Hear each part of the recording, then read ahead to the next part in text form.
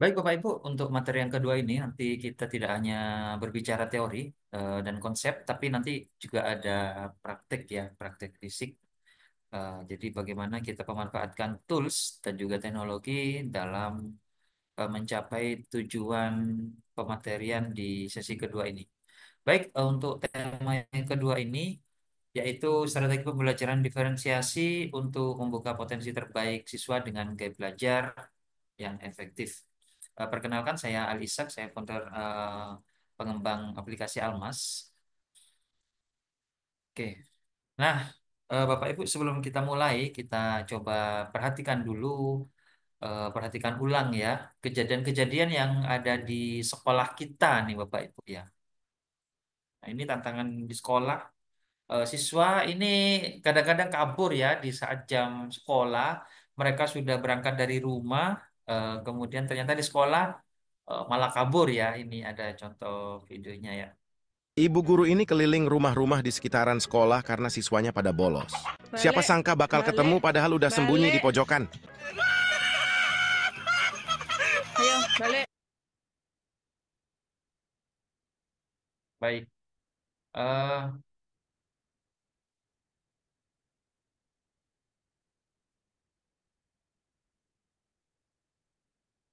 jadi itu hal yang sering terjadi ya. Siswa sudah sampai ke sekolah, tapi ternyata di sekolah mereka malah kabur ya seperti itu. Nah, kemudian tantangan apa lagi yang ada di sekolah, Ibu Bapak guru Ibu? ini keliling. Yaitu siswa lompat pagar ya di saat jam sekolah. Terus pertanyaannya apa di era sekarang ini eh, kita sebut anak tersebut adalah anak yang nakal, Bapak Ibu. Ya, nanti ini akan dibahas lebih dalam dengan apa namanya analisis gaya belajar bahwa mereka itu belum tentu siswa yang nakal ya. Jangan-jangan ada yang salah dengan kita ya seperti itu. Kemudian eh, siswa yang nilainya selalu di bawah KKM, Bapak Ibu. Pertanyaannya, eh, anak ini sudah nilainya kecil, diadakan remedi, nilainya tetap kecil, diremedi lagi tetap kecil. Pertanyaannya, apakah siswa ini termasuk anak yang tidak pintar ya dalam tanda petik, bodoh, gitu ya, seperti itu. Nah, kemudian ini juga yang sering terjadi, Bapak Ibu, semua siswa harus duduk tenang, anteng, nggak boleh bergerak sama sekali ya. Guru ini sering dilakukan oleh guru ya, terutama di guru tingkat SD ya, seperti itu. Tapi kenyataannya nanti akan ada saja siswa yang bergerak-gerak dan ngomong sendiri ya, Bapak Ibu. Kenapa itu terjadi, Bapak Ibu? Dan ada juga siswa yang memang nurut dari A sampai Z itu nurut terus sama gurunya. Ada juga yang setengah nurut dan yang terakhir adalah tidak nurut sama sekali ke gurunya Bapak Ibu. Nah, itu adalah fenomena-fenomena yang terjadi di sekolah kita. Nah, kemudian ya ini yang paling sering Bapak Ibu. Guru mengajarnya tuh ceramah melulu ya Bapak Ibu. Terus ternyata yang jadi juara kelas itu biasanya siswa yang auditori. Kenapa itu terjadi Bapak Ibu? Apakah guru metode mengajarnya sudah sesuai dengan kebutuhan siswa atau guru suka-suka terus ya suka-suka mengajarnya tidak melihat kebutuhan-kebutuhan pembelajaran siswa seperti itu. Nah, ini yang terjadi yang banyak terjadi juga.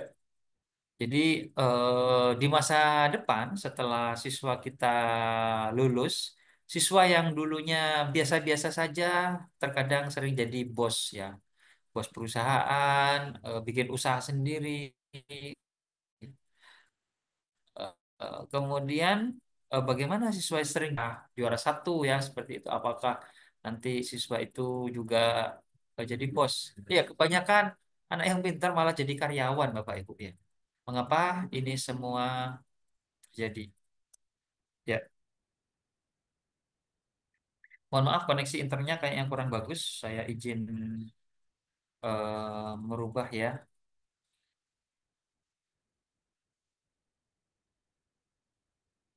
Nah,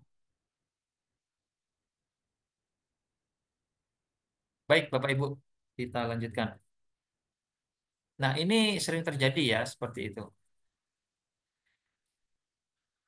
Lalu kita bertanya-tanya, apakah pengajaran kita di kelas ini sudah sesuaikah dengan kebutuhan siswa ya Bapak Ibu? Ini pertanyaan yang harus kita ulang-ulang kepada diri kita. Kenapa ada siswa yang tidak sama ya, seperti itu. Apakah ada yang salah dengan pengajaran kita atau kita yang masih belum tahu tentang paradigma pembelajaran yang baru yang diterapkan oleh kurikulum Merdeka ini?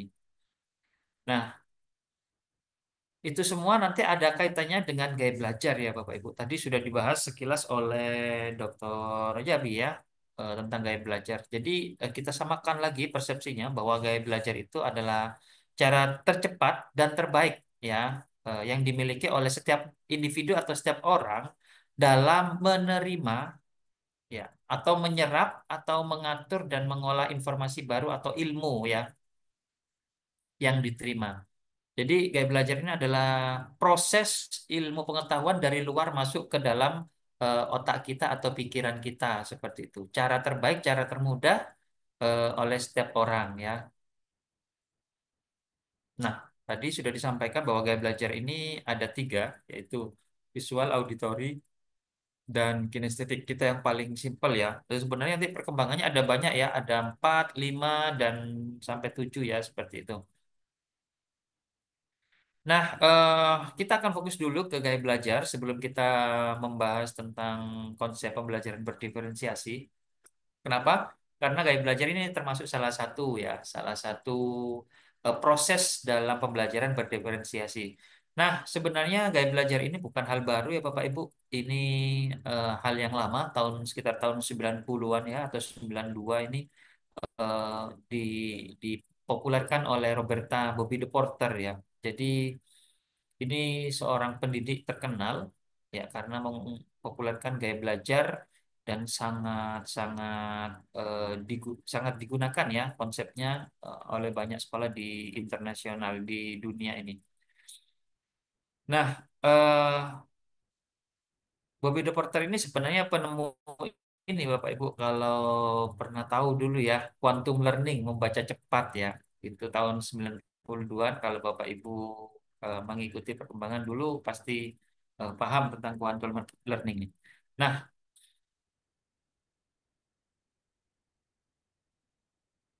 jadi gaya belajar eh, adalah proses internalisasi dan ada tiga. Untuk itu nanti kita akan praktek dulu ya. Eh, tentang gaya belajar yang ada di diri kita nanti akan kita bedah satu persatu dan akan kita kaitkan dengan pembelajaran yang berdiferensiasi. Baik, untuk tahu lebih dalam dan mendeteksi dini gaya belajar kita, mari kita uji dahulu, Bapak Ibu. Silakan yang mau kita akan adakan tes gaya belajar secara online. Monggo silakan yang mau ikut bisa diklik STTID garis miring tes GB. Saya coba coba share di ini ya di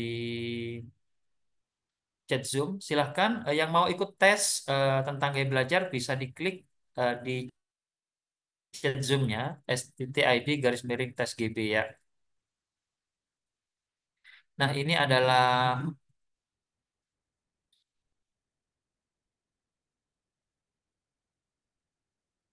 angket gaya belajar yang online ya, Bapak Ibu. Silakan Bapak Ibu yang mau coba isi terkait dengan gaya belajar, boleh silakan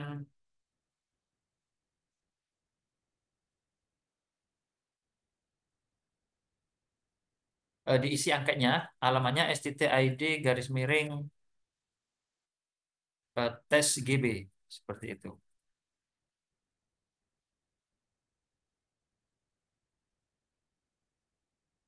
Ya, waktunya yang mau ngisi waktunya 5 menit ya Bapak Ibu.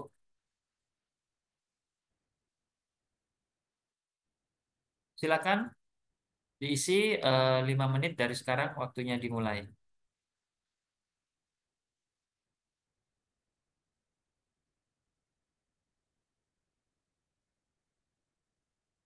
Baik, untuk identitas itu tidak perlu diisi, email tidak perlu diisi, cukup diisi nama saja ya Bapak Ibu. Lalu kemudian silakan diisi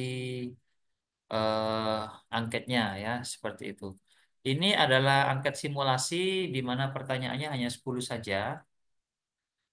Ya, nanti cukup diisi jawabannya A, B, atau C ya, seperti itu. Monggo silakan yang mau input mengisi angket gaya belajar bisa dimulai dari sekarang. Ada di alamat linknya, bisa diklik di chat Zoom-nya ya. Atau silakan bisa diketik manual di STTID garis miring tes GB.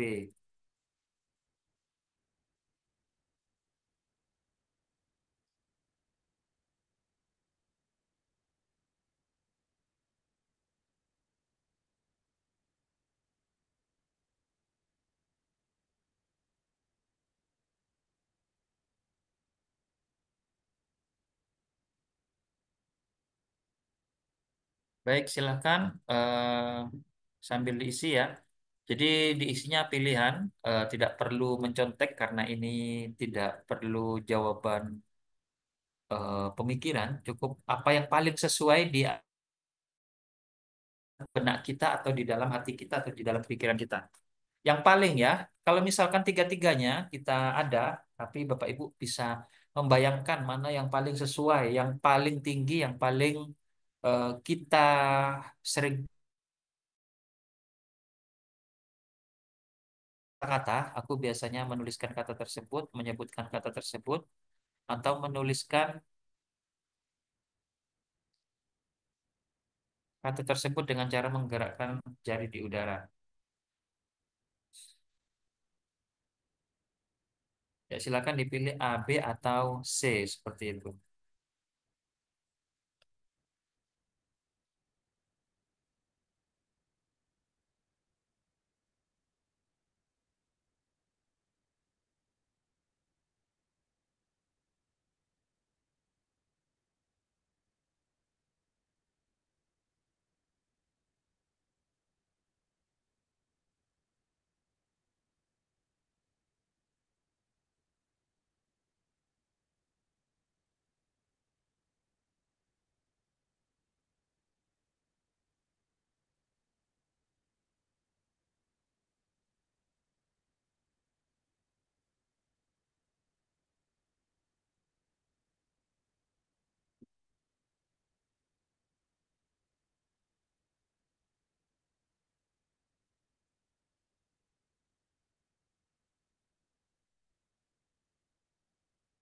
Baik, ini sudah banyak yang masuk ya.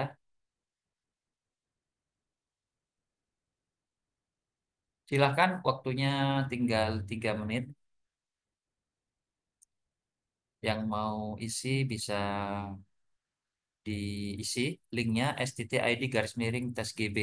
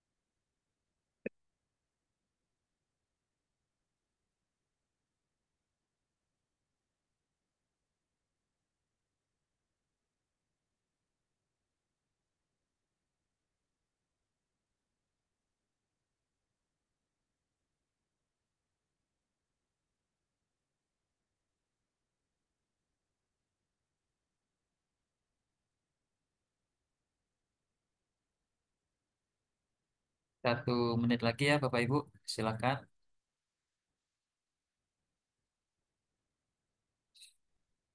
Nah ini sebenarnya simulasi ya Bapak Ibu, soal yang asli ini ada 30 ya. Karena kita webinar, kita pangkas cukup pakai 10 soal saja ya untuk anak tingkat pendidikan dasar sebenarnya. Baik, sambil diisi, saya lanjutkan materinya karena sudah 5 menit ya Bapak Ibu. Nah, untuk mengetahui hasil analisis ini, kita akan memanfaatkan sebuah tool aplikasi ya teknologi pendidikan namanya aplikasi analisis gaya belajar ya. Aplikasi analisis gaya belajar Almas ya, seperti ini. Aplikasinya kurang lebih seperti tampilan ini. Baik, saya langsung praktekkan ya Bapak Ibu. Nah, aplikasinya ini portable ya, nggak perlu instalasi, ringan karena berbasis Excel ya. Cara menjalankannya juga cukup diklik saja 2 kali seperti ini, maka aplikasi bisa dijalankan langsung ya tanpa perlu instalasi. Nah, langkah yang pertama adalah pilih enable content seperti ini, dan ini adalah tampilan dasar atau tampilan halaman awal dari aplikasi ini atau halaman menu utama ya, seperti itu. Nah, Bapak Ibu, sebenarnya walaupun aplikasi ini terlihat kompleks, tapi sebenarnya tidak kompleks. Bapak Ibu hanya perlu melakukan 3 langkah saja ya. Yang pertama itu siapkan angket tadi, yang kedua dibagikan ke siswa lalu diisi oleh siswa, yang ketiga baru kita input data. Nanti semua analisisnya ini otomatis dianalisis oleh aplikasi ya Bapak Ibu, seperti itu. Nah, kita mulai dari sini adalah ini adalah halaman menu utama, di mana halaman menu utama ini fungsinya sama dengan menu-menu yang ada di atas ya, seperti ini. Lalu kemudian ini berupa tombol-tombol atau shortcut menuju ke halaman-halaman tertentu yang akan nanti kita bahas di belakang ya. Nah, kemudian di sisi kanan halaman menu utama ini ada angket ya Bapak Ibu. Nah, angket ini adalah angket standar yang ada di aplikasi. Ini soalnya sebenarnya ada 30 ya. Dan angket ini sebenarnya sama dengan angket yang Bapak isi secara online tadi dengan Google Form. Cuma ini eh, jumlah soalnya 30 seperti itu. Oke. Jadi langkah yang pertama kita siapkan angket baik online maupun offline terserah bebas. Yang ini versi offline Bapak Ibu nanti bisa cetak lalu hasil cetaknya dibagikan kepada para siswa seperti itu. Oke, selanjutnya katakanlah angket ini sudah kita cetak atau pakai angket online yang tadi lalu diisi oleh siswa. Nah, kalau sudah baru kita inputkan datanya Bapak Ibu di sini di halaman input data di sini. Nah, untuk input data ini Bapak Ibu ada 2 bagian. Yang pertama adalah bagian data siswa sebelah kiri, yang kedua ini adalah data hasil angketnya ya. Jadi ada 2 bagian. Nah, bagaimana untuk ngisi data ini? Ada banyak cara. Yang pertama ini cara tradisional, cara adat, yaitu apa? Kita ketik langsung ya. Misalkan sorry, Ali Budi, seperti itu ya. Ini cara lama. Kemudian cara yang kedua, kita bisa impor dari Google Sheet, Bapak Ibu. Jadi dari Google Sheet yang Bapak Ibu isi tadi, yang ini ya, kita copy aja, lalu kita masukkan ke dalam aplikasi ini ya. Kita linknya, kita masukkan di sini linknya, baru kita Oh maaf, ini langkah yang keempat ya. Sorry, langkah yang kedua kita bisa impor data dari Dapodik ya. Impor data dari Dapodik. Nah, bagaimana caranya? Di sini ada tombol Dapodik ya, sini yes. Nanti silakan minta ke operator untuk apa namanya ekspor Dapodik ke bentuk Excel ya, seperti itu. Maka data dari Dapodik ini bisa langsung kita tarik ke dalam aplikasi seperti itu. Nah, kita tunggu sebentar. Nah, ini datanya sudah masuk. Lalu kita klik tombol copy ke input data ya, Bapak Ibu. Nah, ini cara yang kedua ya. Jadi kita tidak perlu apa namanya? Tidak perlu ketik ulang lagi ya, karena ini sudah berbasis Excel. Cara penggunaannya mirip dengan Microsoft Word ya. Copy paste blok-blok seperti ini ya bisa. Ini sudah masuk Bapak Ibu datanya. Tapi ingat, ini hanya untuk data identitas siswa ya, atau data profil siswa. Nah, kemudian cara yang ketiga, apa cara yang ketiga? Cara ketiga itu misalkan kita memiliki file Excel ya, misalkan absen ya, absen biasa berbentuk Excel seperti ini. Bapak Ibu tinggal di copy paste di blok seperti ini, Ctrl C, Ctrl Tab, lalu paste di sini ya. Nah, ini untuk sekolah agama yang berada di Departemen Agama atau yang menggunakan emis tidak menggunakan dapodik, Bapak Ibu bisa menggunakan cara ini yaitu dengan mengcopy paste ya kayak gini. Ini di blok, lalu di Ctrl C, Ctrl Tab, lalu di paste. Ini caranya, cara yang paling eh, cepat. Nah, kemudian bagaimana cara mengisi angket, jawaban angket? Nah, untuk cara mengisi angket di sini ada informasinya ya. Jika dijawab dijawab iya, maka diisi A, B atau C ya. Jika kosong, kosongkan aja atau nol. Jadi jawabannya misalkan A, nomor satu diangkat tadi A, nomor dua A ya, nomor tiga C misalkan, nomor empat B ya. Gitu cara ngisinya ya. Cepat ya sebenarnya. Eh, ini digunakan apabila kita menginputnya menggunakan cara manual atau kita menggunakan angket versi cetak. Bagaimana jika kita menggunakan angket versi online yang tadi Bapak Ibu isi ya? Kalau menggunakan angket versi online silahkan ikuti langkah ini, di copy dulu link Google Sheet-nya, lalu kita kembali ke input data dan cukup tekan tombol import dari Google Sheet yang ini untuk mengambil data dari Google Sheet secara otomatis ya. Nah, ini ada tombolnya. Eh, kita klik di sini dan aplikasi sudah mengambil data dari Google Sheet yang versi online tadi.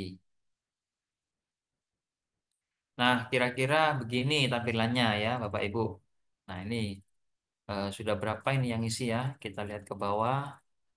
Ya, 34. Nah, ini. Oke, sampai sini sudah selesailah tugas Bapak Ibu untuk menginput data gaya belajar ya, seperti itu. Nah, sisanya biarkan aplikasi ini menganalisis secara otomatis ya, Bapak Ibu. Oke. Baik, kita mulai hasil analisisnya. Yang pertama, ya kita lihat outputnya yang per peserta. Ini yang nomor satu, Ibu Aditya Istia Rahma.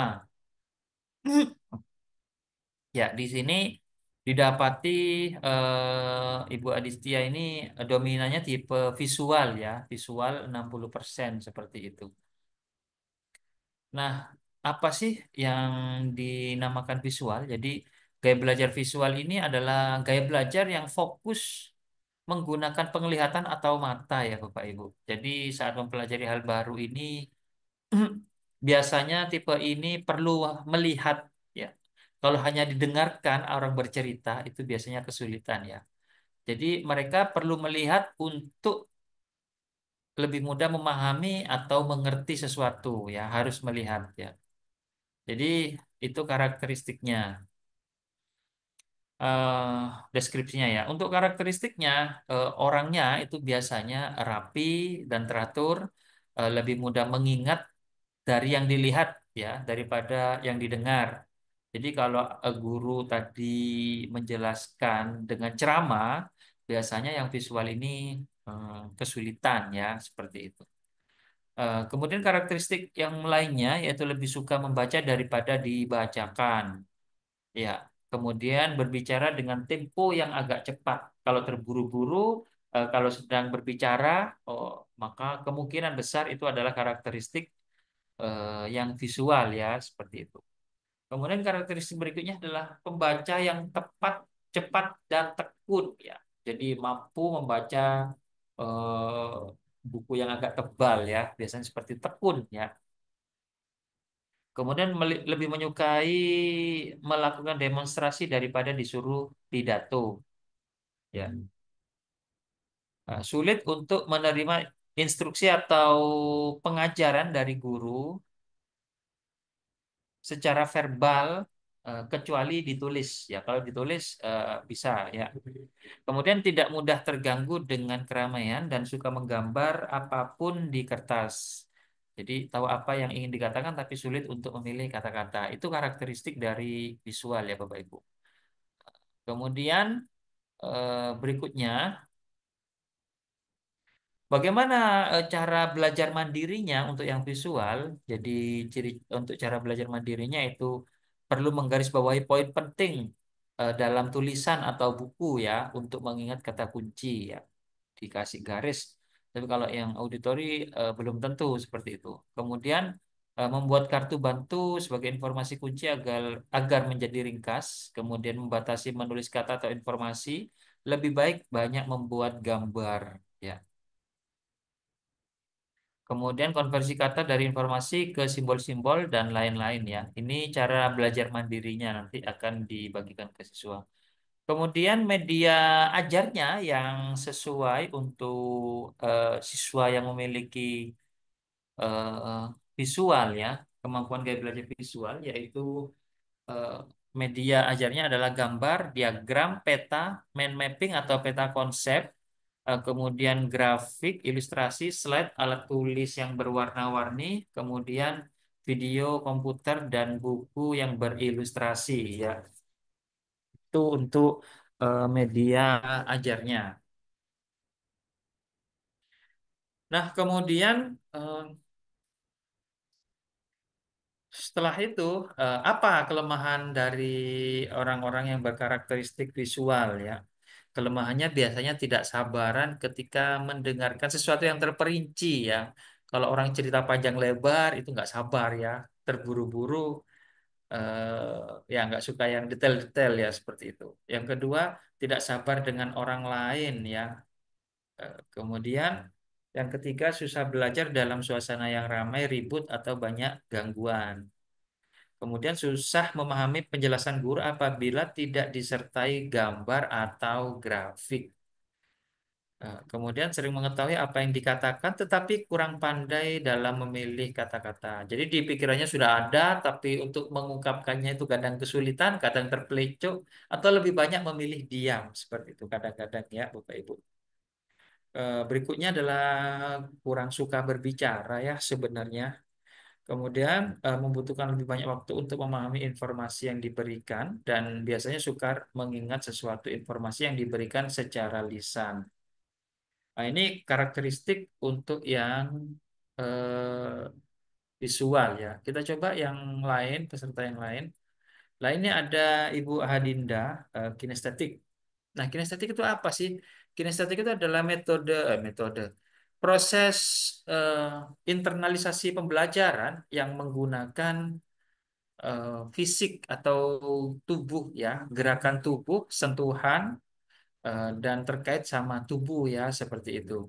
Jadi kayak belajar ini menyenangi belajar yang melibatkan gerakan ya. Jadi belajar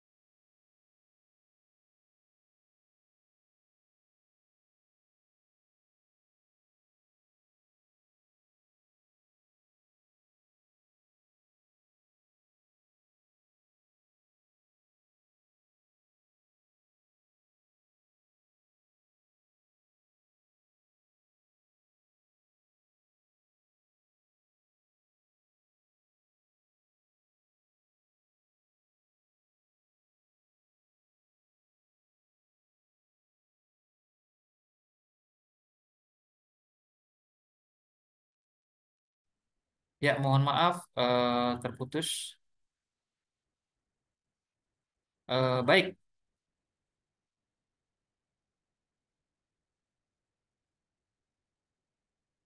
kita lanjutkan ya Bapak Ibu. Tadi sampai mana ya? Bisa diinformasikan? Kinestetik. Oh baik, kinestetik.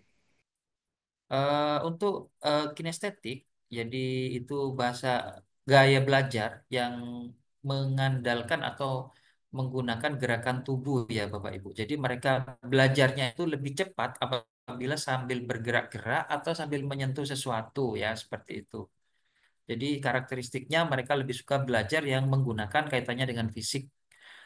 Biasanya ya pelajaran olahraga seperti itu atau untuk pelajaran biasa mereka biasanya menggunakan sentuhan tangan atau sambil bergerak-gerak tubuhnya.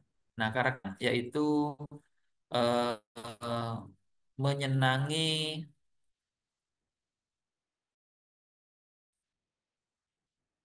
menyenangi belajar dengan metode gurunya hanya sekedar ngomong-ngomong terus atau gurunya menerangkan terus yang ada di papan. Mereka tuh lebih senang kalau eh, praktek ya seperti itu. Bapak Ibu nanti misalkan suara saya terputus-putus silakan komen di chat Zoom ya.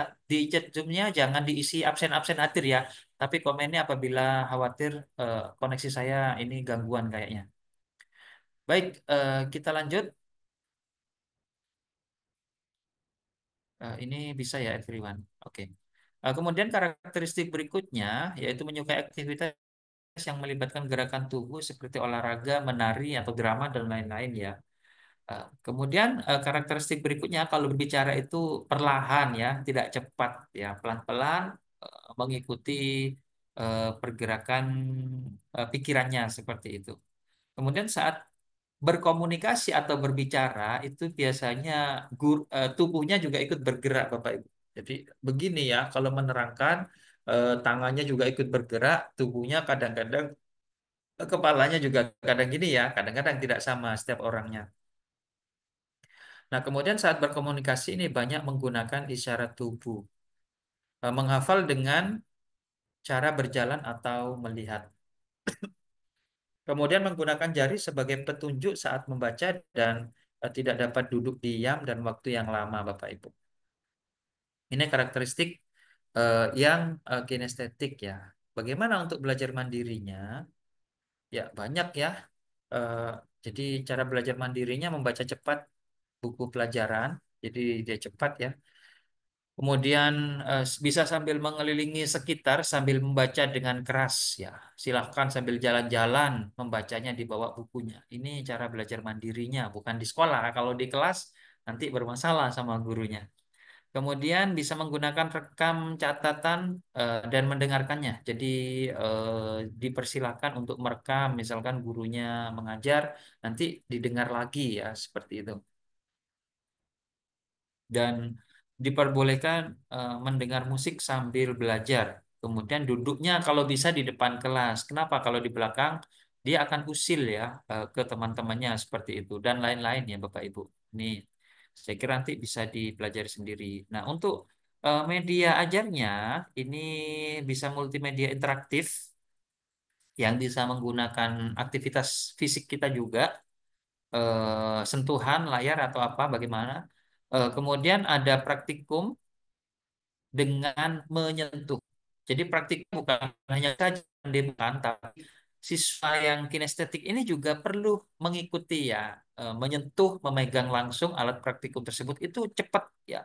Mereka cepat mendapatkan ilmu pengetahuan, cepat paham, cepat ingat seperti itu. Kemudian diperlukan alat bantu peraga ya, yaitu gerakan atau merasakan. Dan bisa berikutnya adalah belajarnya outdoor. Ini yang favorit mereka ya untuk siswa yang kinestetik. Nah, kelemahannya ini yaitu sering sulit untuk mengambil cepat. Ya, biasanya mereka suka berteman dan dia akan terus mendukung temannya. Ya, karena kalau disuruh ambil keputusan itu mereka sulit dan bimbang ya. Mereka bimbang, ya apa gimana kalau disuruh ini ya, dia pasti akan diskusi sama teman-temannya. Ini karakteristik yang kinestetik, yaitu kelemahannya seperti ini. Kemudian kewalahan bila dihadapkan dengan terlalu banyak pilihan. Nah, untuk anak yang kinestetik seperti itu. Mereka membutuhkan lebih banyak waktu dalam menyelesaikan tugas dan lain-lain, Bapak Ibu. Ya, saya kira begitu saja. Nggak perlu dibahas sampai detail karena nanti nggak selesai webinarnya. Oke, kita lihat berikutnya. Siswa nomor 3 juga kinestetik ya, Ibu Ridi. Kita lewati dulu. Berikutnya ada auditori kinestetik, eh, Ibu Petri Elvina. Nah, ini berimbang ya. Nah, kita bahas auditorinya saja ya, auditorinya. Nah, apa gaya belajar auditori? Gaya belajar auditori ini biasanya eh, gaya belajar yang mengandalkan alat indera pendengar, Bapak Ibu. Jadi dia itu akan cepat ingat, cepat apa namanya, cepat paham, cepat meresap ilmu pengetahuannya dengan mendengar. Nah, biasanya kalau guru yang menerangkan media pembelajarannya itu ceramah, maka siswa yang auditori ini yang cepat ingatannya, Bapak Ibu. Jadi mereka akan selalu ingat, bahkan sudah 20 tahun yang lalu, kalau guru berbicara tentang sesuatu hal yang bermakna bagi dia, dia akan ingat ya dari kata-kata gurunya, Bapak Ibu. Seperti itu. Jadi beda dengan yang visual ya. Kalau visual, gurunya bercerita, dapat 5 menit, nanti ditanyai itu lupa biasanya. Nah, untuk yang auditori, daya ingatnya itu memang dari pendengaran ya. Jadi kalau guru berbicara, berceramah, pendengarannya itu sangat tajam dan ingatannya kuat ya dengan mendengar seperti itu. Nah, untuk karakteristiknya bagaimana untuk yang auditori ya? Yang auditori karakteristiknya yaitu lebih mudah mengingat sesuatu yang didengar daripada yang dilihat ya. Jadi kalau guru itu menerangkannya pakai PowerPoint di depan, ini pusing yang auditori. Tapi kalau guru berceramah, ini senang yang siswa auditori. Akan ingat ya, ingat kata-kata gurunya ya. Jadi kalau dia agak ada masalah sama temannya, pasti dia bilang, ingat apa yang diucapkan oleh guru kita. Ingat apa yang dikatakan oleh guru kita. Ya, pasti katakan yang kurang lebih nggak jauh dari itu ya, Bapak Ibu. Kemudian karakteristik berikutnya adalah berbicara pada diri sendiri saat belajar ya. Jadi habis baca dia pasti ngomong sendiri pada dirinya sendiri, Bapak Ibu. Nah, ini karakteristiknya. Kemudian senang mendengarkan ya. Jadi kalau guru sudah bercerita, oh, aduh, ini sudah yang paling anteng, Bapak Ibu pasti diem ya. Karena mereka senang untuk mendengarkan. Kemudian mudah terganggu dengan keramaian. Jadi kalau ada rame-rame di sekitarnya, dia akan biasanya eh, responnya bisa emosi atau mungkin ya pergi ya seperti itu. Karena eh, belajarnya nggak akan fokus kalau ada keramaian di sekitarnya. Kemudian kesulitan dalam tugas atau pekerjaan yang melibatkan visual. Jadi Bapak Ibu, eh, kalau ada tugas suruh menggambar atau membaca peta, ini yang auditori biasanya kesulitan ya Bapak Ibu. Untuk itu sebenarnya perlakuan kita saat memberikan pembelajaran kepada siswa itu memang seharusnya tidak sama Bapak Ibu. Kenapa? Karena karakter gaya belajar siswa itu berbeda-beda ya. Nanti akan kita bahas lagi di bagian belakang ya untuk itu. Oke, berikutnya kesulitan ini pandai menirukan nada ataupun irama suara. Nah, kalau untuk musik orang ya cepat ya. Untuk yang kinestetik mereka susah ya. Senang membaca dengan mengeluarkan suara atau menggerakkan bibir, suka berbicara. Nah, ini kasih kesempatan ya anak yang auditori. Mereka suka berbicara, berbanding terbalik dengan visual. Visual itu lebih banyak diem ya, lebih banyak mengamati ya. Kemudian yang auditori juga suka berdiskusi atau menjelaskan sesuatu yang panjang dan lebar ya. Senang sekali ya mereka kalau disuruh berbicara, ngobrol seperti itu. Nah, kemudian mudah dalam mengingat nama saat berkenalan dengan orang baru, Bapak Ibu. Coba nanti kalau Bapak Ibu sudah tahu memiliki kemampuan auditori, sebutkan nama teman-temannya satu persatu, ada 40 siswa ya. Dalam waktu 5 menit ini ingat Bapak Ibu, anak yang auditori ya. Kalau temannya sudah berkenalan, nama saya Ali. Kemudian siswa nomor 2, nama saya Budi. Siswa auditori di belakang itu langsung ingat ya, langsung kuat ingatannya. Beda kalau yang visual. Nama saya Ali, dapat urutan keempat dari urutan teman-temannya. Si anak yang visual ini biasanya sudah lupa sama nama anak yang pertama tadi. Biasanya seperti itu, Bapak. Itu perbedaan. Memang beda sekali ya karakteristiknya antara auditori dengan visual. Kemudian yang terakhir kadang sulit dalam menulis tetapi pandai dalam bercerita. Ya, kalau disuruh nulis kesulitan. Untuk kinestetiknya kita abaikan ya Bapak Ibu karena tadi sudah dibahas. Nah, untuk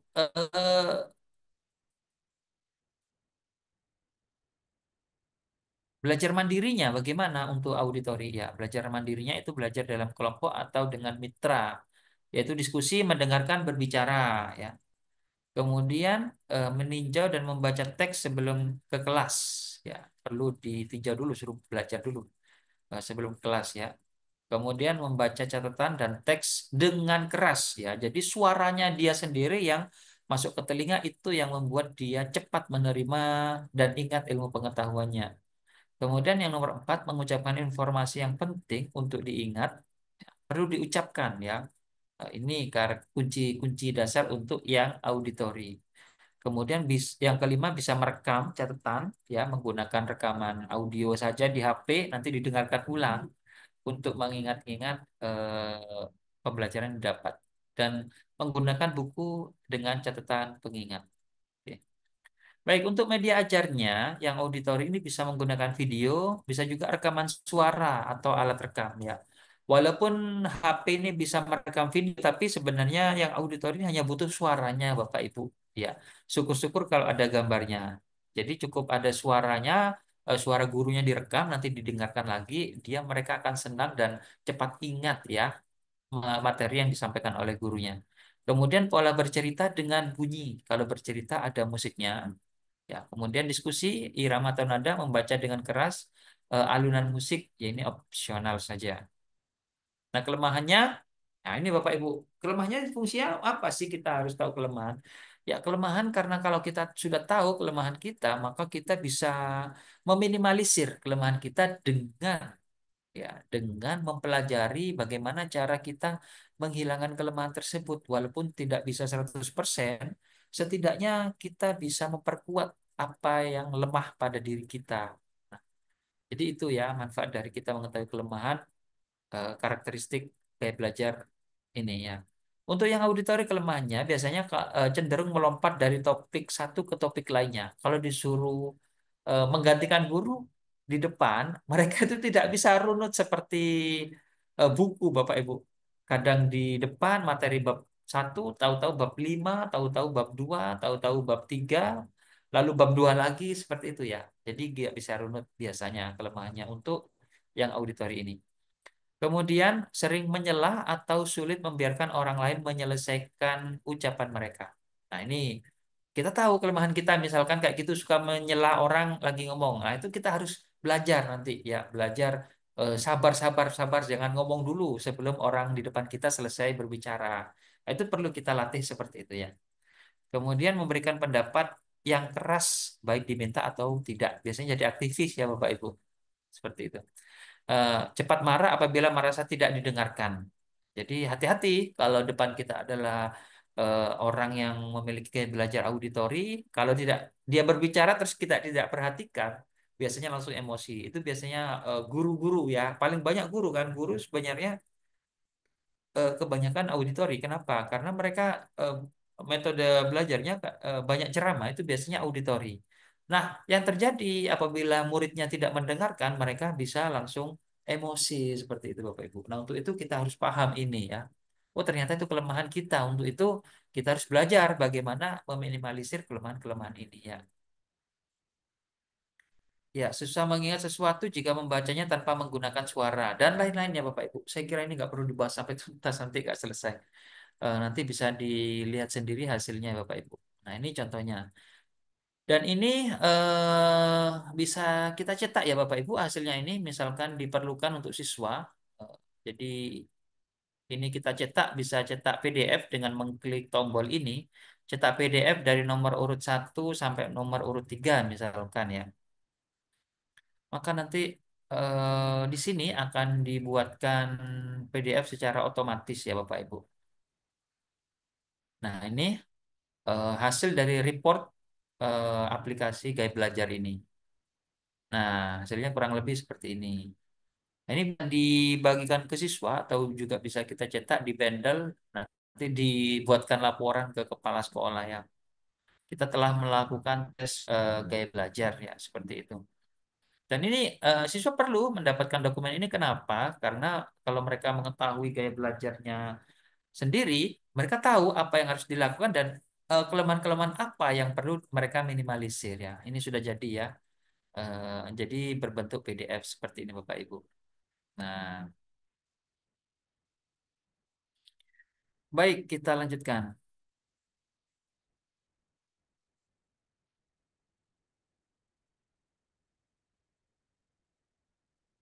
Berikutnya ini analisis per siswanya. Nanti di sini akan terlihat grafiknya per siswa ya. Misalkan Rindi ya 60%-nya kinestetik ya terlihat ya. Grafik saja sini diabaikan aja. Nah, kemudian Bapak Ibu ini adalah hasil rekap keseluruhan Bapak Ibu yang tadi sudah ngisi ya. Ada 35 ya. Kita cek ya apakah masih ada susulan tadi. Wah, 38 nggak apa-apa. Saya akan tarik ulang datanya biar nanti bisa mendapatkan juga hasil dari tes gaya belajar ini. Nah, untuk rekap keseluruhan di sini juga ada ya Bapak Ibu. Jadi kita lihat petanya di sini. Sebentar kita masih impor lagi data yang baru ya. Nah, di sini terlihat ya. Rindi misalkan ini adalah kinestetik ya, seperti itu berapa prosentasenya ada di sisi kanannya terlihat ya. Oke. Ini kita akan cetak ya dalam bentuk PDF, lalu kita upload ya.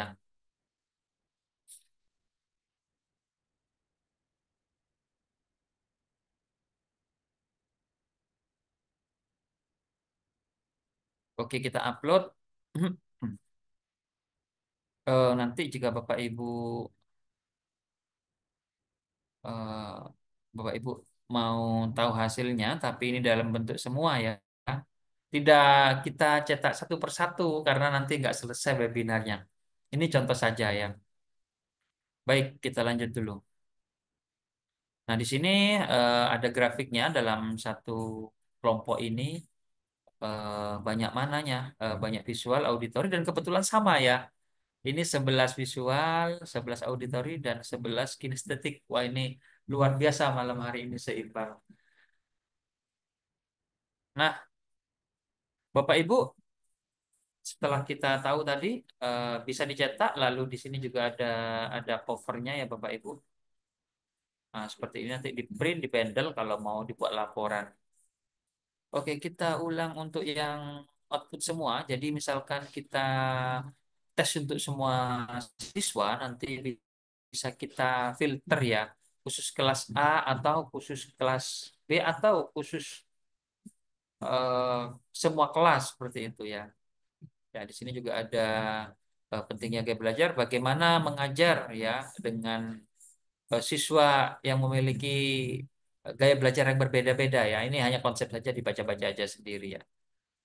Dan nanti ini ada bisa disesuaikan apabila suatu ketika ada perubahan atau pengembangan penelitian tentang gaya belajar ini. Bapak Ibu bisa revisi atau perbaiki sendiri di sini ya. Saya kira begitu. Nah, Bapak Ibu, inilah aplikasi untuk analisis gaya belajar ya. Nah, berikutnya kita lanjut ke materinya. Nah, untuk Bapak Ibu yang pengen tahu hasilnya tadi, ini STTID garis miring tes GB hasil, tapi ini hasilnya hanya ini ya Bapak Ibu, eh, hanya secara umum ya, Bapak Ibu, kita masuk ke visual, auditory, atau kinestetik ya.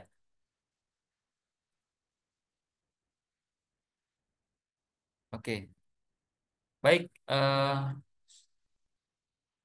Yang mau lihat hasilnya tapi dalam bentuk grup ya bisa dilihat STTID garis miring tes GB garis strip eh, hasil ya. Silakan bisa dilihat yang tadi ya. Nah, Bapak Ibu, kita lanjut materi. Materinya belum selesai nih ya. Nah, jadi kesimpulannya Bapak Ibu nanti jika hasilnya karakteristiknya adalah visual, karakteristik yang tampak ya, yang mudah kita baca, yang pertama itu suka mencoret-coret ketika belajar ya. Kalau visual biasanya buku di bagian belakang itu banyak gambar-gambarnya, Bapak Ibu. Itu karakteristiknya. Kemudian yang kedua, kalau berbicara itu cepat ya. Yang ketiga lebih suka melihat peta daripada disuruh mendengarkan penjelasan. Jadi beda ya, siswa yang visual dengan yang kinestetik tadi, dengan yang auditori. Ya. Bagaimana dengan yang auditori? Jika jawaban Bapak Ibu banyak auditori, yaitu karakteristiknya memang suka berbicara sendiri, Bapak Ibu. Inilah yang bikin di kelas ya kadang-kadang rame karena karakteristik auditor memang suka berbicara walaupun tidak ada orang, dia berbicara sama dirinya sendiri ya. Kemudian lebih menyukai ceramah atau berdiskusi daripada disuruh membaca buku, dan yang terakhir lebih suka berbicara daripada disuruh menulis ya. Seperti itu. Dan yang terakhir adalah kinestetik. Ini karakteristiknya berpikirnya jadi lebih baik saat bergerak atau berjalan. Kemudian banyak bergerak saat berbicara. Kalau berbicara nggak bisa diam kayak gini-gini, tangannya sambil gerak-gerak ya. Itu yang hiper ya. Tapi yang biasa sih paling cuma pergerakan gini kepalanya saja sama tubuhnya sekilas. Yang paling terlihat kalau kinestetik itu sulit duduk lama Bapak Ibu. Jadi kalau Bapak Ibu ikut webinar ini disuruh duduk itu nggak kuat, pengen tidur, pengen ke depan, pengen ke belakang. Itu karakteristik kinestetik ya. Jadi setelah kita tahu, kolaborasikan, komparasikan mulai latar belakang awal yang pertama tadi ada siswa yang lompat pagar ya. Itu pertanyaannya apakah anak itu nakal lompat pagar Bapak Ibu? Jangan-jangan kita yang di kelas itu tidak memberikan tempat bagi mereka. Itu kemungkinan siswa yang kinestetik ya. Mereka belajarnya nggak bisa disuruh diem. Jangan-jangan kita yang terlalu mengangkat mereka tidak memberikan eh, eh, apa proses pembelajaran yang mereka inginkan yang sesuai dengan gaya belajar mereka. Atau ada kasus tadi siswa yang apa namanya nilainya kecil ya, nilai kecil terus di remedi tetap kecil. Jangan-jangan eh, anaknya sebenarnya pintar, tapi metode mengajar kita ceramah terus. Nah, kalau kita ceramah terus, yang diuntungkan adalah siswa yang auditori. Untuk yang visual sama kinestetik itu tidak diuntungkan, Bapak Ibu. Untuk itu kita harus adil ya, sesuai dengan kebutuhan pembelajaran mereka. Maka itu pemerintah itu membuat program pembelajaran berdiferensiasi itu karena seperti ini, Bapak Ibu. Jadi, apa sih pembelajaran berdiferensiasi? Ya, jadi pembelajaran berdiferensiasi ini adalah teknik di mana guru itu menggunakan berbagai metode pengajaran untuk memenuhi kebutuhan individual siswa sesuai dengan kebutuhan siswa yang berbeda-beda. Ya, jadi mengajarnya guru itu berbeda-beda setiap siswa. Jadi ada tiga ya, ada tiga aspek. Nanti akan kita bahas. Yang gaya belajar itu baru satu aspek loh Bapak Ibu ya. Oke. Nah, secara lengkap itu ada empat aspek ditambah lingkungan ya. Jadi aspek apa saja? Ya, ini aspeknya ya. Sorry, itu tadi bukan aspek tapi eh, ininya ya. Nah, aspeknya apa saja Bapak Ibu? Yaitu konten ya. Konten ini adalah materi pembelajaran kita sendiri ya, materinya. Itu terkait sama kurikulum atau materi pembelajaran kita, buku ya, seperti itu. Ini konten. Yang kedua ini proses. Jadi aspek pembelajaran berdiferensiasi yang kedua adalah proses. Jadi proses itu apa? Proses itu bagaimana guru dapat memberikan pengajaran yang tepat pada setiap siswa ya. Jadi mengajarnya itu untuk gaya belajar ini apa? Gaya belajar Visual itu bagaimana ya itu prosesnya ya. Kemudian yang ketiga produk.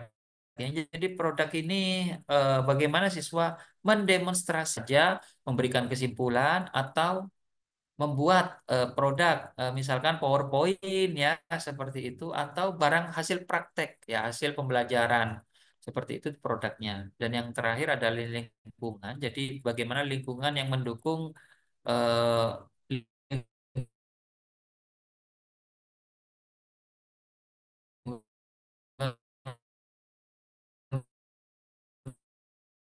belajar siswa yang tenang dan kondusif saat standar pemerintah ya, yaitu kurikulum, ada tujuan pembelajaran ya, lalu nanti akan menjadi konten atau isi dari materi kita ya, apa cakupannya materi yang akan diajarkan. Ini stop di sini ya. Nah, untuk proses ya, bagaimana guru memperlakukan siswa itu sebelumnya melalui asesmen diagnostis, Bapak Ibu, diagnosis ya. Jadi untuk siswanya sendiri tuh dibedakan nanti antara kemampuan anak yang pinter, setengah pinter, dan tidak pinter. Itu yang pertama. Ya. Yang kedua, minat. Ya, mereka minatnya itu sama apa? Sama seni, sama matematika. Untuk media pembelajaran kita itu nanti menyesuaikan. Misalkan anak ini minatnya olahraga ya, sambil fisik ya. Terakhir, yang ketiga adalah gaya belajarnya. Nggak ada tesnya ya. Kita cukup lihat dari nilai akademiknya ya. Anak ini pinter atau tidak pinter atau setengah pinter seperti itu. Untuk minat kita bisa melakukan tes atau bisa melalui angket ya, bisa bertanyakan atau bisa menggunakan tes semacam Riasek atau kecerdasan majemuk seperti itu. Nah, untuk gaya belajar yang tadi ya. Jadi eh, ini bisa dipakai semua atau dipakai salah satu ya. Bebas. Kalau Bapak Ibu sanggup, itu dibuat irisan antara kemampuan tinggi gaya belajar visual, kemampuan rendah gaya belajar visual, itu susah malah jadinya Bapak Ibu ya. Cukup Bapak Ibu pilih salah satu ya. Eh, Pembelajaran sesuai kebutuhan mereka itu melalui kemampuan atau melalui minat atau gaya belajar. Syukur-syukur ini bisa dikolaborasikan, tapi akan sangat kompleks hasilnya Bapak Ibu. Nah, kemudian jadi hasil dari asesmen tadi eh, nanti metode proses pengajaran kita itu berbeda-beda bagaimana guru merancang pembelajaran dan mengelompokkan murid ya. Untuk yang visual itu setelah kita tahu tadi ilmunya, bagaimana mengajarnya yang visual, bagaimana mengajar yang kinestetik, bagaimana mengajar yang auditori ya. Setelah proses pembelajaran, ini kontennya, lalu keluarlah eh, asesmen produk ya. Produk itu kesimpulan yang diterima siswa, ilmunya sampai berapa, apa produk itu bisa apa ya, mengekspresikan ya atau menyampaikan kesimpulan baik dalam bentuk presentasi atau hanya sekedar berbicara atau mungkin ada produk yang memang benar-benar dibuat produk fisik ya, misalkan praktikum seperti itu. Baru yang terakhir adalah evaluasi. Ya, kurang lebih gambarnya seperti ini ya Bapak Ibu. Nah, untuk model pembelajaran saya kira ini sudah hal yang biasa, ini bagiannya guru-guru yang tahu ya. Pak model Jigsaw, kompetensi berbasis pembelajaran, pengenalan terbalik, ya terserah ya. Ini banyak yang model pembelajaran yang bisa dipakai. Nah, untuk metodenya bisa fleksibilitas dalam penugasan, kelompok kerja kolaboratif, materi pembelajaran yang berdiferensiasi, ya bebas. Ini banyak pilihannya Bapak Ibu. Penggunaan teknologi pendidikan, pemberian umpan balik ber yang diferensiasi ya. Memberikan umpan balik nggak boleh sama antara anak yang pinter dan setengah pinter, itu tidak boleh sama ya. Dan penyelesaian waktu pembelajaran ya. Anak yang pinter paling cukup waktu 15 menit sudah paham semua, tapi yang tidak pinter bisa jadi 2 jam, bisa jadi 2 hari, atau mungkin bisa jadi 2 bulan Bapak Ibu ya. Itu memang ternyata kemampuan anak kita berbeda-beda. Termasuk juga proses menerima pembelajaran atau ilmu pengetahuan dengan gaya belajarnya ya, seperti itu. Ya, jadi eh, pertanyaan besarnya, pentingkah gaya belajar? Pentingnya gaya belajar ya dalam proses pembelajaran yang berdiferensiasi. Ya. Jadi gaya belajar itu salah satu aspek ya, aspek penting untuk proses ya, proses pembelajaran yang berdiferensiasi. Selanjutnya apa? Kalau kita sudah tahu seperti ini, what next? Ya, seharusnya ya guru itu mengenali dan merealisasikan pengajaran sesuai dengan kebutuhan gaya belajar siswa ya. Kemudian siswa juga tahu, bukan hanya guru, siswa juga tahu cara belajar mandirinya seperti apa. Kemudian siswa juga mengetahui kekuatan dan kelemahan sebenarnya. Jadi saling sama-sama tahu itu akan mempercepat proses pembelajaran secara optimal ya. Oke. Nah, kemudian apa yang harus dilakukan sekolah? Apa yang biasanya dilakukan oleh sekolah unggulan dalam mengoptimalkan prestasi siswa? Ya, ini Bapak Ibu, kalau Bapak Ibu lihat sekolah-sekolah yang mahal-mahal itu ya, yang unggulan biasanya atau yang profit bonafit itu eh, bentuknya kayak gini, mejanya ya, tidak lurus-lurus ke depan. Ini kenapa? Ini mereka membedakan. Ini gaya belajarnya visual di sini ya. Nanti metode produknya seperti apa? Metode pengajarnya beda ya. Untuk produknya juga kalau yang biasanya yang auditori disuruh diskusi, untuk yang visual disuruh menggambar, yang kinestetik suruh praktek, suruh cari alat-alat seperti itu. Itu berbeda-beda walaupun dengan materi yang sama. Dan disinilah tantangan kreativitas guru itu diuji, Bapak Ibu, untuk pembelajaran berdiferensiasi itu memang wajib ya guru bisa kreatif, tapi syaratnya harus tahu dulu ya konsep dari gaya belajar ini. Nah, sebenarnya di luar negeri itu ya sudah 30 tahun yang lalu, Bapak Ibu, pembelajaran yang mengadopsi eh, gaya belajar ini ya, tahun 90-an. Jadi mereka tuh memang kelasnya itu seperti ini, apa? Kelompok-kelompok seperti ini ya itu sudah lama ya, bukan hal baru sebenarnya. Cuma di Indonesia populer ya baru-barusan ya 10 tahunan ini. Nah, untuk itu Bapak Ibu, mulai sekarang jangan terlalu menjudge siswa yang lompat pagar ya seperti itu. Jangan-jangan dengan lompat pagar mereka jadi orang sukses. Contohnya seperti ini Bapak Ibu. Ya, tapi tidak dibenarkan juga lompat pagar saat jam sekolah ya. Kita lihat dulu video ini.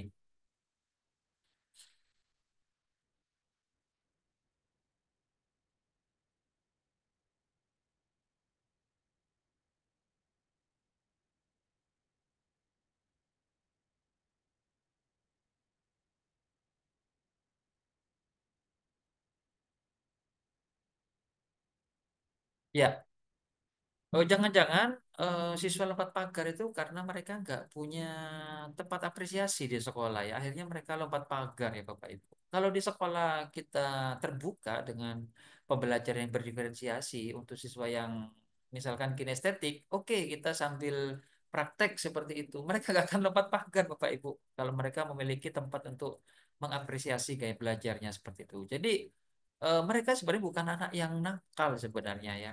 Kenapa? Karena jangan-jangan tidak ada media yang untuk mengekspresikan dari gaya belajarnya di sekolah. Akhirnya seperti itu.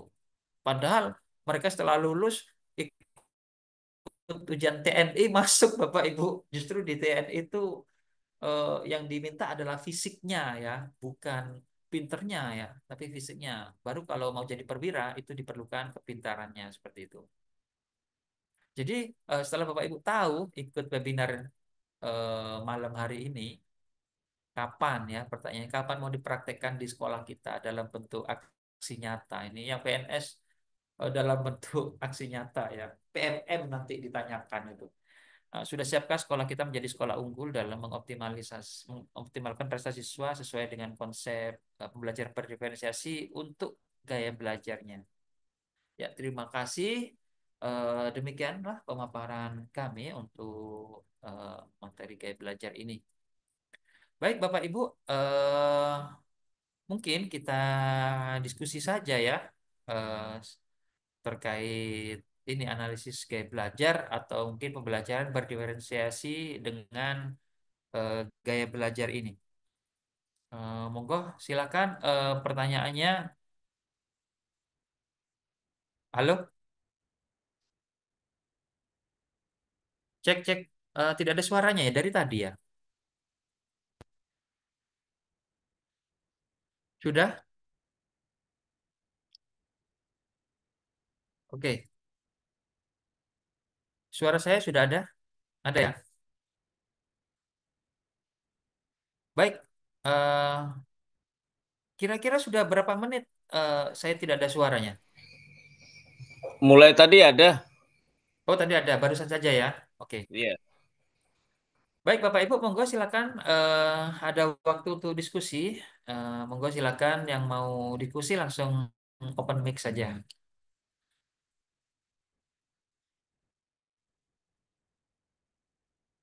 Nanti bisa tanya Bapak Rojabi atau ke saya juga nggak apa-apa. Monggo silakan.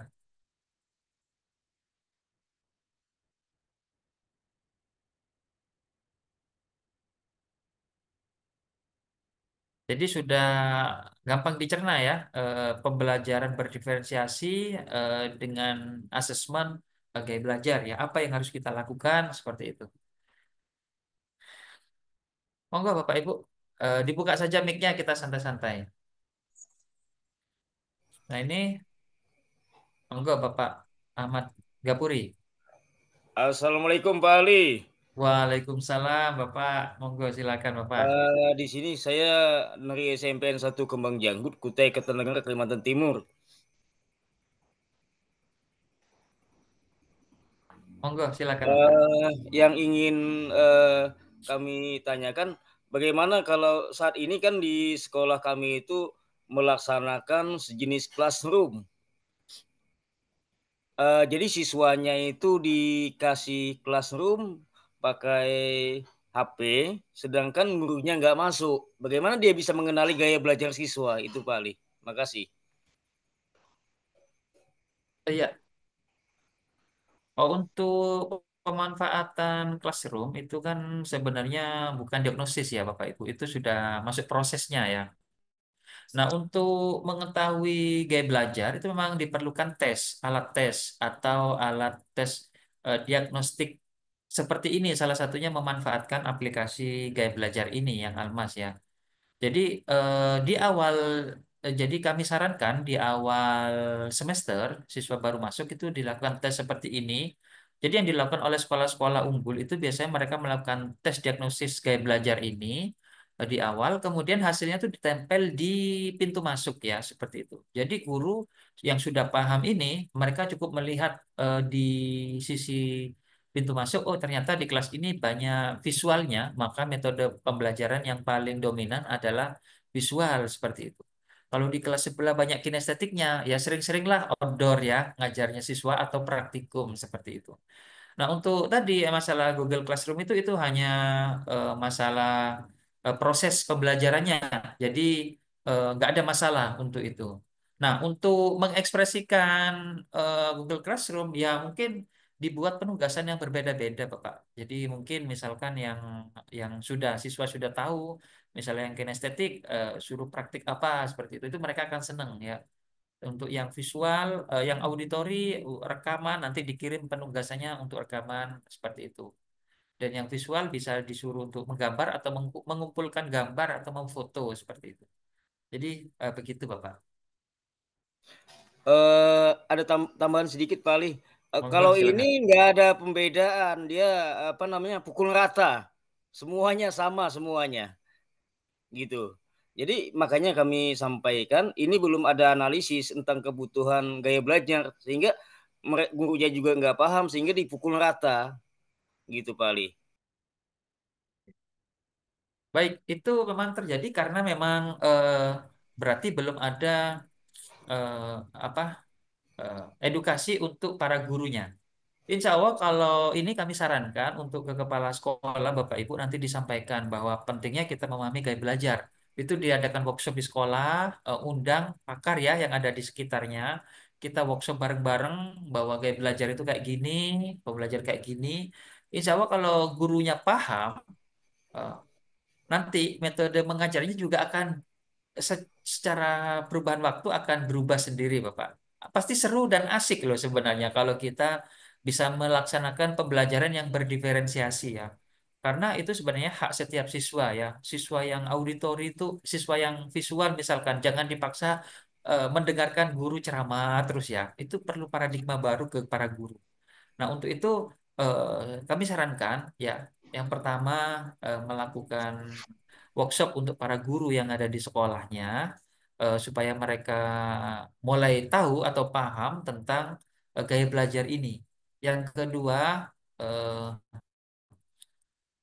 silakan menggunakan alat tes diagnostik seperti ini ya, tes gaya belajar, lalu dipetakan, ditaruh di setiap kelas. Jadi nanti eh, ditempel, guru masuk sudah tahu, oh kelas ini banyak visualnya berapa persen, kemudian kinestetiknya berapa persen, auditorinya berapa persen. Pengelompokannya sebisa mungkin sesuai dengan gaya belajar. Itu lebih enak Bapak Ibu mengumpulkannya. Syukur-syukur ya, tapi susah sih. Itu terlalu ideal kalau misalkan satu kelas gaya belajarnya sama, itu malah tidak tidak ada tantangan bagi guru. Jadi begitu Bapak, mungkin saran kami untuk apa? Untuk pengembangannya itu tergantung kreativitas dari sekolahnya masing-masing. Jadi insya Allah kalau semua warga sekolah, termasuk kepala sekolahnya paham tentang pentingnya berdiferensiasi ya, maka wajib tahu pemetaan gaya belajar ini untuk setiap siswa dan wajib untuk melaksanakan pembelajaran yang berdiferensiasi. Ya, demikian Bapak. Oke, makasih Pak Ali atas pencerahannya. Sama-sama Bapak. Monggo, santai saja kita diskusinya. Monggo, kalau mau tanya ke Bapak Dr. Ojabi juga nggak apa-apa. Teman-teman yang lain, tidak harus kami di sini. Monggo silakan, ada lagi.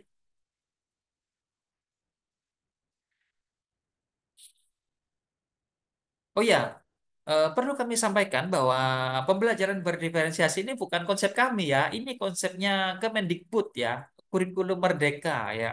Ini ada bukunya ya, bukunya sudah dibuat ini.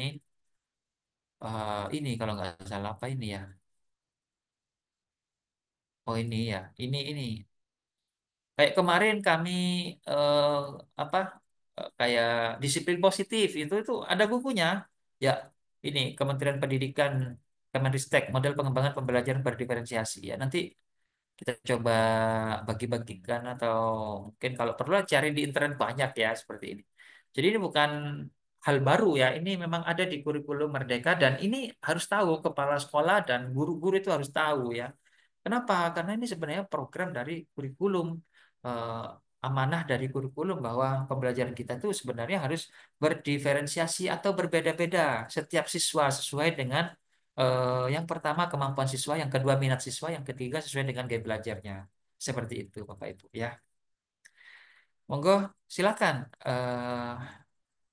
yang mau diskusi lagi.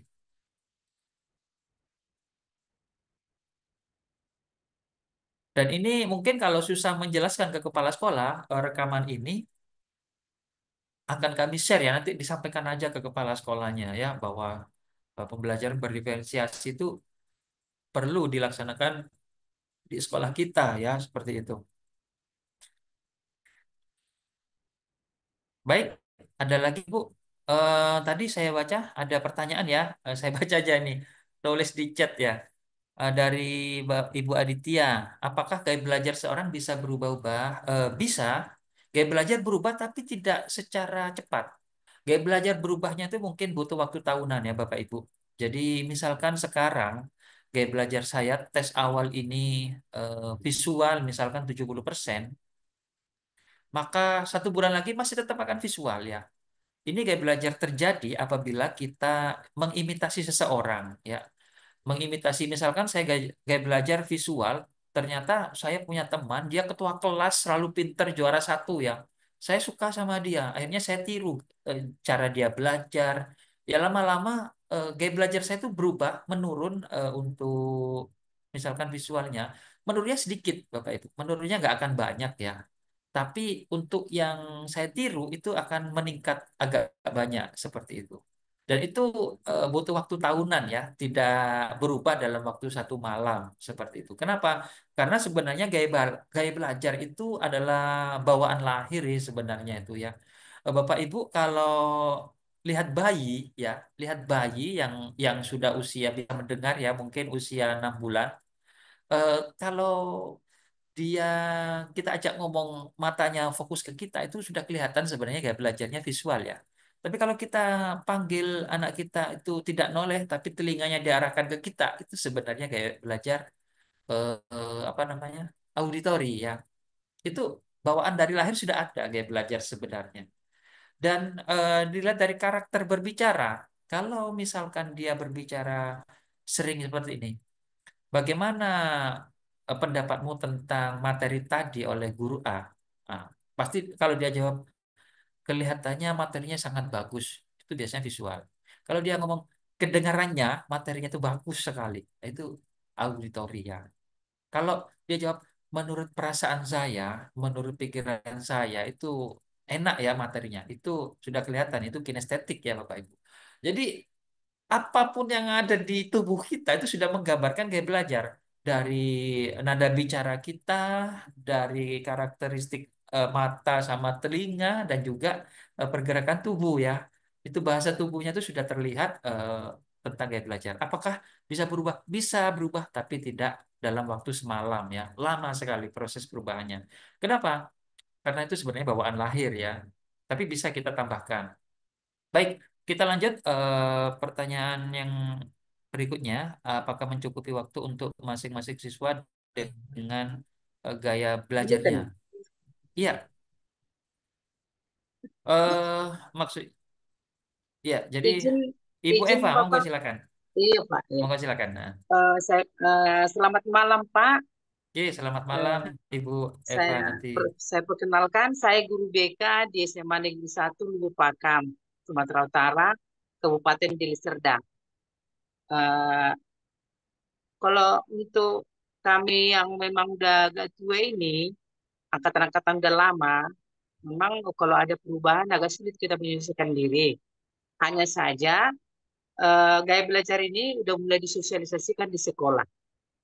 Nah, yang mau saya pertanyakan, adakah hubungan gaya belajar ini dengan penempatan penjurusan ataupun program studi untuk siswa kelas SMA kelas 11? Kalau memang ada hubungannya, Pak, coba Bapak bikin dulu narasinya biar kita boleh lebih memahami lagi. Itu aja, Pak. Terima kasih atas waktunya, Pak. Baik, kalau ada hubungannya, pasti setiap pedagogi itu selalu ada hubungannya, Bu. Tapi ini tidak dominan. Jadi untuk penjurusan misalnya gunakan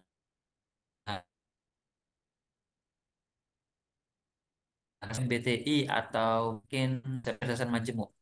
Jadi gini, gambarannya gaya belajar itu proses ilmu pengetahuan dari luar masuk ke dalam otak kita atau masuk ke dalam tubuh kita secara mudah. Sedangkan tes Riasek itu adalah eh, karakter apa kemampuan kita, talenta kita, bakat kita yang bisa kita eh, keluarkan dari tubuh kita dari dalam keluar. Jadi kalau talenta atau bakat itu dari dalam keluar. Sedangkan gaya belajar itu ilmu pengetahuan dari luar masuk ke dalam kita. Nah, untuk penjurusan itu memang bakat yang digunakan, bukan gaya belajar. Jadi proses gaya belajar ini proses dari luar masuk ke dalam sesuai dengan jalan terbaik, mau selang penglihatan, selang pendengaran, atau selang tubuh. Seperti itu. Nah, ini fungsinya, ini proses pembelajaran setiap hari-hari, sehari-hari yang bisa disupport oleh guru, oleh sekolah. Bagaimana siswa ini yang pinternya biasa-biasa menjadi lebih pinter lagi, yang tidak pinter menjadi pinter ya, prosesnya seperti itu. Jadi berbeda untuk penjurusan. Bisa menggunakan tes Riasek atau eh, tes bakat lah, bakat atau minat seperti itu, Ibu. Jadi begitu gambarannya, Oh, Bu. oke, Oke. terima kasih, Bapak. Sama-sama, Pak, Bu. saya mau bertanya. Oke, monggo Tadi silakan Ibu Mel. kebetulan yang saya dengarkan Bapak membacakan soal saya. Oke, Maksudnya tadi itu Pak, di dalam satu kelas, itu kan dengan gaya yang ada tiga ya, berbeda. gaya belajar anak-anak kita. Satu kelas itu ada 40 lebih gitu. Yang saya Hmm. tanyakan itu maksudnya, apakah cukup waktu kita mengajar dengan gaya belajar anak yang bermacam-macam itu, Pak?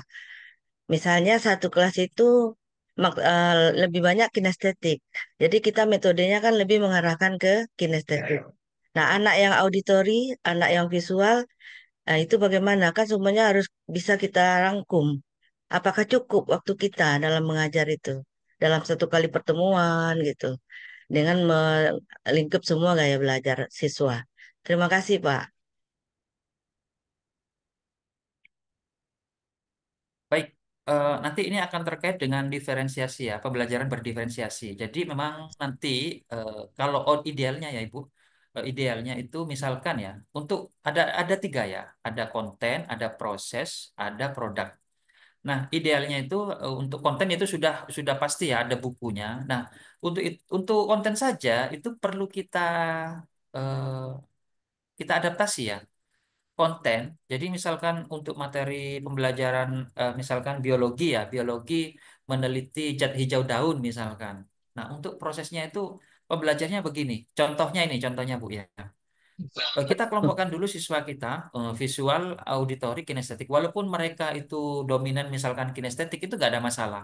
Tetap pembagiannya tiga ya. Kalau sesuai dengan gaya belajar. Tapi kalau sesuai dengan minat, minat itu banyak nanti jadinya ya. Ada yang minat pakai musik, olahraga macam-macam. Kita pakai yang gaya belajar saja ya. Nah, misalkan untuk pembelajaran praktek meneliti jati hijau daun. Eh, Oke, yang anak yang kinestetik silakan ambil barang prakteknya, ambil daun, ambil mikroskop. Guru belum selesai ngomong, itu mereka sudah pergi duluan, Bu. Mereka lebih suka kalau disuruh pergerakan fisik seperti itu. Kemudian untuk yang visual, silakan lihat mikroskop lalu digambar. Ya, kemudian untuk yang auditori, hasil dari gambaran siswa yang visual itu silakan didiskusikan dan dijelaskan atau Hmm. dibuat kesimpulannya seperti itu. Itu berbarengan, tidak satu persatu nanti absen enggak, itu bisa berbarengan dan waktunya itu bisa kita manajemen. Jadi misalkan waktunya kurang, itu bisa dilanjut lagi di pertemuan berikutnya.